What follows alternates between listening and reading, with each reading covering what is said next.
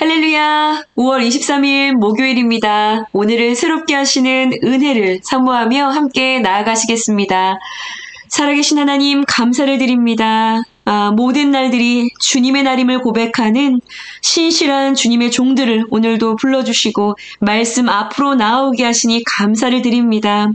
우리를 사랑하시되 끝까지 사랑하셨던 주님의 은혜가 오늘도 종일토록 우리와 함께함을 고백할 수 있는 새날 되길 원합니다.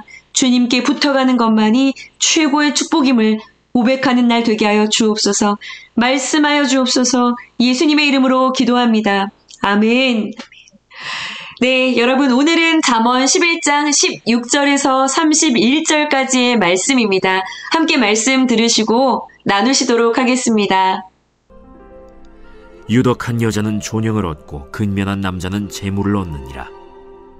인자한 자는 자기의 영혼을 이롭게 하고 잔인한 자는 자기의 몸을 해롭게 하느니라. 악인의 삭은 허무하되 공의를 뿌린 자의 상은 확실하니라. 공의를 굳게 지키는 자는 생명에 이르고 악을 따르는 자는 사망에 이르느니라. 마음이 굽은 자는 여호와께 미움을 받아도 행위가 온전한 자는 그의 기뻐하심을 받느니라. 악인은 피차 손을 잡을지라도 벌을 면하지 못할 것이나 의인의 자손은 구원을 얻으리라.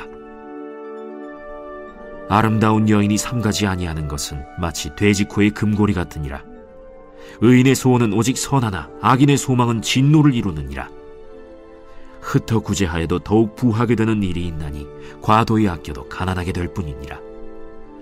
구제를 좋아하는 자는 풍족하여질 것이요 남을 윤택하게 하는 자는 자기도 윤택하여지리라.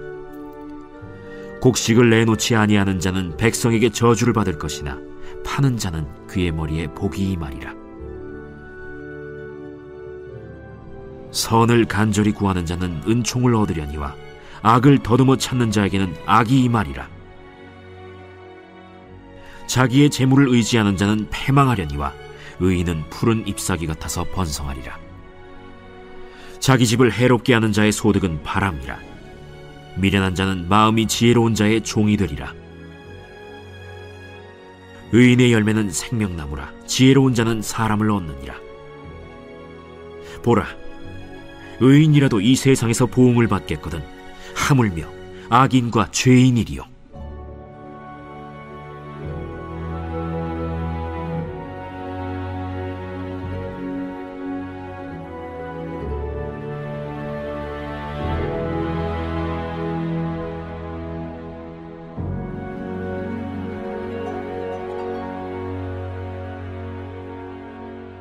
아멘.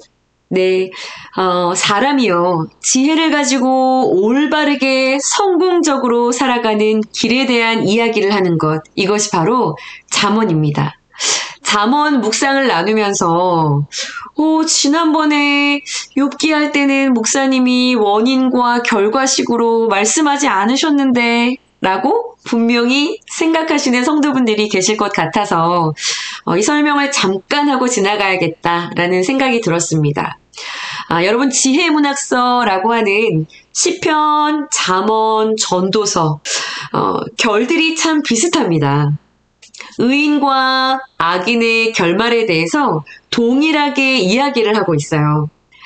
그런데요, 이 지혜문학서 가운데 우리가 얼마 전에 마쳤던 욥기에서는요, 이것이 항상 100% 그런 것이 아니다라고 하며 하나님의 주권을 강조하는 그런 이야기들이 주를 이루었습니다.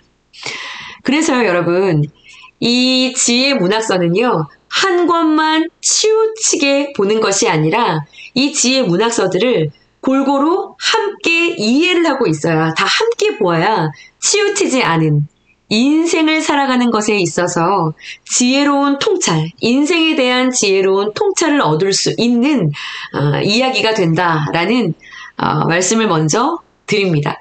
무슨 말인지 이해가 되시죠?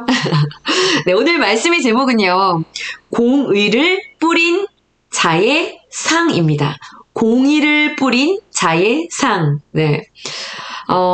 제가 최근에 신기한 그리고 놀라운 생명의 귀한 어떤 그런 일들을 저희 화분을 통해서 보고 있어요. 그 부활절에 받은 여러분 카네이션 화분, 모두들 잘 키우고 계신가요? 저는 남아있었던 화분을 저한테 다 싸주셔서 제가 3개를 가지고 집으로 왔어요. 화분을 키워본 적이 제가 없어서 자신이 없더라고요. 매일처럼 물을 주었고요. 나름 굉장히 신경을 썼습니다. 2주 정도가 지나니까 이게 꽃들이 활짝활짝 피는데 향기도 너무 좋고 너무 아름다운 거예요. 네. 그래서 이것을 내가 혼자 기쁨을 누리고 있는 것보다 나누어야겠다라는 생각이 들어서 꽃을 좋아하시는 옆집 사시는 할머니에게 선물을 드렸고요. 또 아이의 선생님에게도 그 화분을 선물을 했습니다. 그리고 이제 저는 남아있는 이 화분을 잘 돌봐야겠다라는 생각을 하고, 이제 꽃이 거의 없었어요. 제 화분은. 봉오리만 있었습니다. 그런 화분이었는데, 이 꽃들이요, 뒤늦게 피기 시작을 하는데 너무 예쁜 거예요. 저희가 1층에 사는데, 1층 바깥에, 아파트 화단에는 진달래와 철쭉이 막 이렇게 피고 있고요. 집 안에는 카네이션이 막 피어나는데, 너무나 아름다운 거예요. 네. 그리고 그렇게 이제 1달 이상을 견디어 주더니요. 피었던 카네이션 꽃들이 시들기 시작하는 거예요. 밖에 이미 진달래 철쭉은 다 꽃들이 떨어졌고요.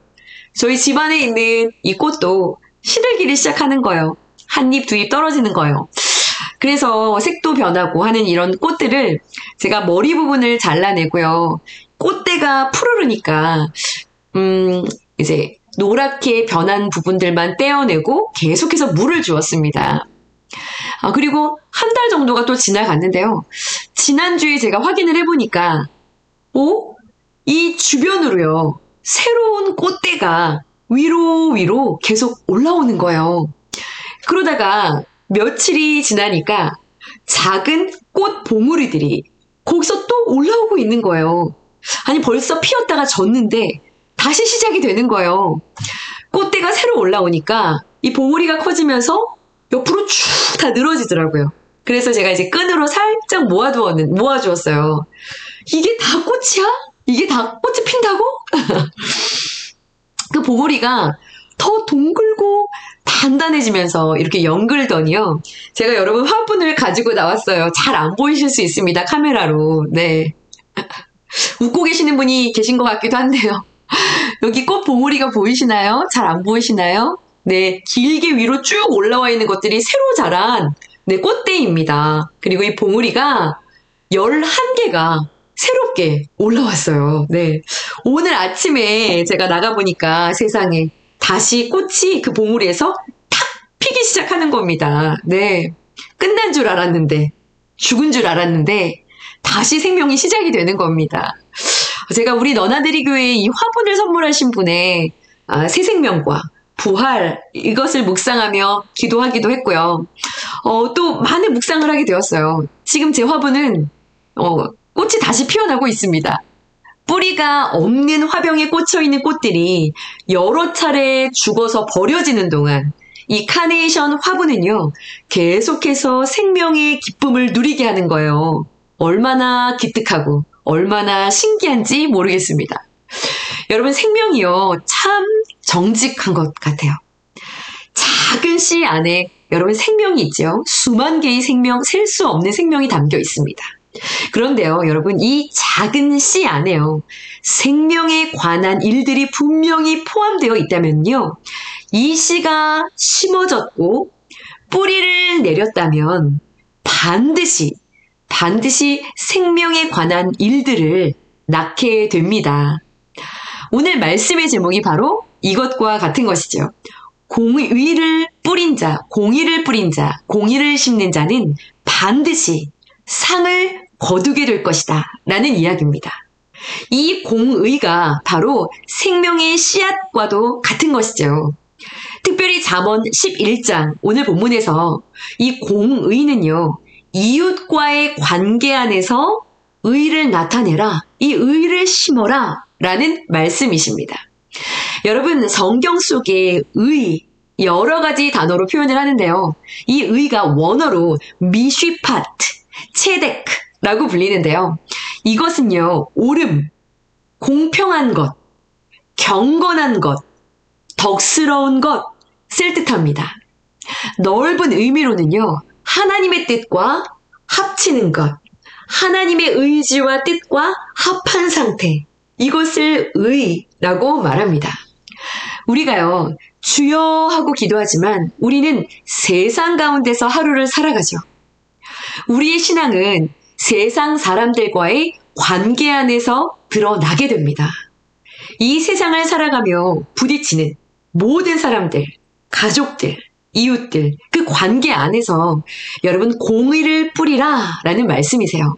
공의를 심으면 그 관계 안에서 상을 거두게 될 것이라는 이야기입니다. 오늘 본문에 여러분 16절 말씀을 보시면 덕스러운 여인에 대한 이야기가 나옵니다. 덕스러움을 심는 여인이요. 유덕한 여자라고 말하죠. 자, 여기서 이 덕의 한자어는요, 여러분 크다라는 뜻을 가지고 있습니다. 클 덕자예요. 유덕한 여인이라는 이야기는 다른 모든 사람들을 넓고 큰 마음으로 이해하고 받아들이는 그런 사람을 말하는 것입니다. 제가 며칠 전에 한 성도분하고 이야기를 나누는데요. 이분이 그런 이야기를 하셨어요. 목사님, 저는 다른 사람들의 이야기는 정말로 함부로 해서는 안 된다고 생각합니다. 우리 각 사람의 인생이 다 저마다 제각각인데 그 사람의 인생을 살아본 사람이 없잖아요. 그 사람의 그 인생을 경험해 본 사람은 없잖아요. 그 사람의 사연을, 그 마음을 정확하게 알지 못하잖아요. 그 사람의 삶을 겪어보지 않았잖아요. 그러니 정말 어떤 누구에 대해서도 함부로 어떤 판단도 해서는 안 된다고 생각해요. 이렇게 이야기를 하더라고요. 그 이야기를 들으면서 이분은 분명히 현재 당신이 살아가는 그 삶이 누구도 이해할 수 없는 삶을 살아가는 것이 분명하겠다라는 생각이 들었습니다. 그리고요, 자신이 지나온, 그리고 지금도 현재 지나가고 있는 이 광야와 같은 삶을 통해서 다른 인생들에 대해서 아주 큰 마음으로 포용하고 이해하고 받아들이는 그런 유덕한 여인의 자리에 서게 된 것이 아닌가라는 그런 생각이 들었습니다. 그분이 유덕한 여인이시더라고요. 이러한 자를 여러분 17절에서는 다른 표현으로요. 인자한 자라고 이야기합니다. 인자한 자는 사랑을 심는 자라는 것이죠. 여러분 예수님께서 어떤 자가 사랑을 많이 하는 자가 된다고 말씀하셨는지 기억하시나요? 누가복음 7장 47절 말씀을 보시면 죄에 대해 사함을 받은 일이 많은 자, 자신의 죄에 대해서 사함받은 일이 많은 자, 그 자가 사랑을 많이 하는 자가 된다라고 말씀하셨어요. 내 죄를 보았고 이 내 죄를 회개함으로 이 심령을 완전히 갈아엎은 그런 사람이요. 나의 죄를 보고 죄를 고백하고 씻을 수 없는, 용서받을 수 없는 이 죄를 예수 그리스도의 십자가 앞에서 그분의 십자가 보혈의 공로로 용서받았고 씻음 받았다라는 것을 분명하게 고백하고 경험한 이와 같은 사람은요, 다른 모든 사람에게도 자비로울 수밖에 없다는 것이죠. 내 죄보다 큰 것이 없고요. 내가 받은 용서와 은혜와 사랑보다 큰 것이 없기 때문에 어떤 사람도 포용할 수 있는, 물론 그들의 죄를 포용한다라는 이야기가 아닙니다. 그들을 이해하는 그 깊이와 크기가 넓어졌다는 것이죠. 어떠한 사람도 포용할 수 있는, 사람이 어떠한 존재인지를 깨달았기에 어떠한 사람도 포용할 수 있는 넓은 자, 유덕한 자, 인자한 자가 되는 것입니다.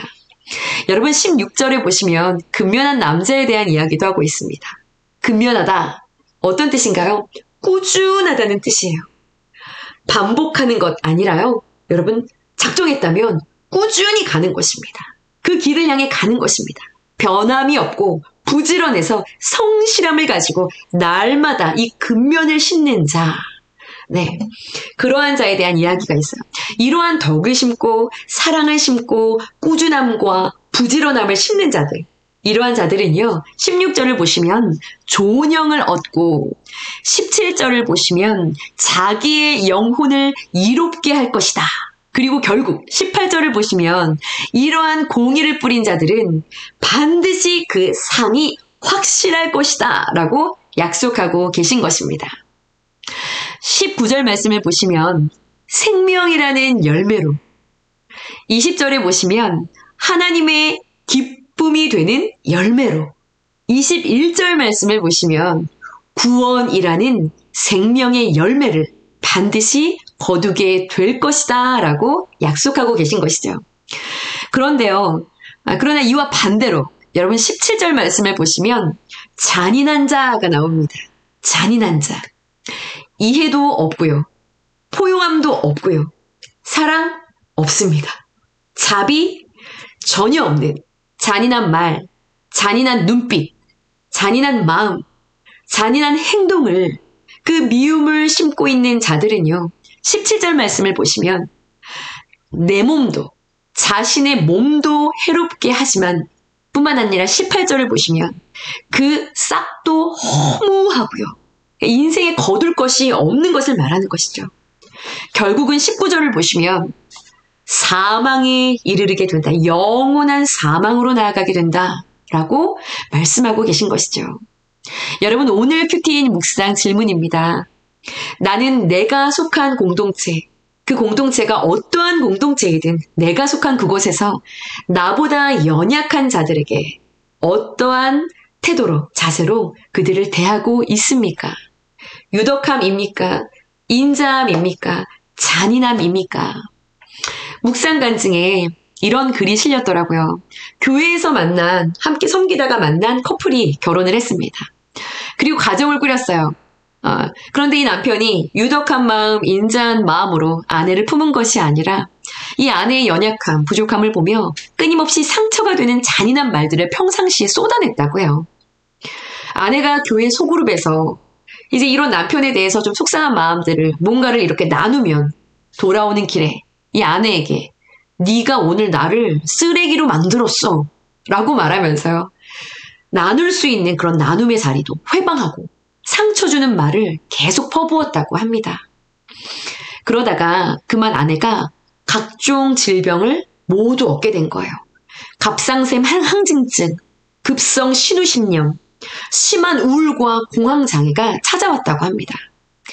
아이에게도 어려운 병들이 찾아왔고요. 결국 병원을 다니고 약물 치료를 받으면서 믿음의 공동체 안에서 말씀의 처방을 받으며 회복이 되어 갔다고 해요. 그런데 혹 옛 습관으로 다시 돌아가서 아내에게 말 실수를 하는 그런 시간도 있었다고 합니다. 그래서 다시 아내가 과호흡 증상들이 막 나타나서 결국 이렇게 잔인한 말을 쏟아부었던 이 남편도 결국 강박증 약을 먹게 되었다라는 그런 고백을 하고 있어요. 그러나 거기에서 비참하게 끝나는 것이 아니라 결국 이 가정 가운데 허락하신 이 사건이 구속사의 역사를 이루어 가고 계시는 그 하나님의 일하심과 연결시키는 그 믿음을 통해서 나의 가정을, 이 가정을 살리려고 하는 이것이 하나님의 축복이구나라는 믿음을 드렸고요. 믿음의 공동체에 잘 붙어 가겠다. 반드시 의의 풍성한 열매를 맺겠다라는 그런 고백을 하고 있는 귀한 간증입니다. 여러분, 삶의 풍성한 생명의 열매들이 맺히기를 원하시지요? 저는 간절히 원합니다. 오늘 30절 말씀을 보시면 하나님에게 잘 붙어가는 자요. 믿음의 공동체, 말씀이 머무는 그 말씀의 공동체 안에 잘 붙어가는 자. 예배를 생명처럼 지키고요. 말씀 안에 거하며 예수님에게 잘 붙어가는 의인들이 바로 이러한 생명의 열매들을 풍성하게 거두는 푸르른 잎사귀와 같은 자들이 될 것이라고 약속하고 계십니다. 허락하신 이 땅에서의 잠깐의 시간을 살아가는 동안 기회를 타는 대로요. 공의를 뿌림으로 생명의 열매들을 풍성하게 거둘 수 있는 푸른 의의 나무 공동체로 저와 여러분들 든든하게 세워져가는 그런 날들이 되어지기를 간절히 축복합니다. 함께 기도하시겠습니다. 하나님 감사합니다. 하나님께서 허락하신 우리의 인생 가운데, 우리의 모든 관계 가운데 주님께 온전히 붙어 내 옆을 향하여 그 사랑을 펼치고 유덕함을 펼치고 부지런함과 성실함과 근면함을 펼치며 이웃과 관계하는 그 모든 공의를 심는 자들 가운데 놀라운 열매들을 약속하고 계십니다. 주님, 이 약속 우리가 주님께 붙어 있을 때, 말씀께 붙어 있을 때 절로 맺혀지게 되는 열매인 줄 믿습니다. 주님, 우리의 인생과 시간 가운데 이 귀한 생명의 열매들을 풍성하게 맺는 그것을 보게 하여 주옵소서. 그러한 축복이 우리 공동체 안에 나의 삶 가운데 넘치도록 임하게 하여 주옵소서. 주님, 날마다 주님의 말씀에 붙들림 바 되어 붙잡힌 바 되어 나아가는 우리 모든 너나들이 공동체 되어지기를 원합니다. 푸르른 생명의 나무 공동체로 주님 앞에 사랑받고 주님 앞에 기쁨의 공동체로 설 수 있도록 축복하여 주옵소서. 예수님의 이름으로 감사하며 기도드렸사옵나이다. 아멘.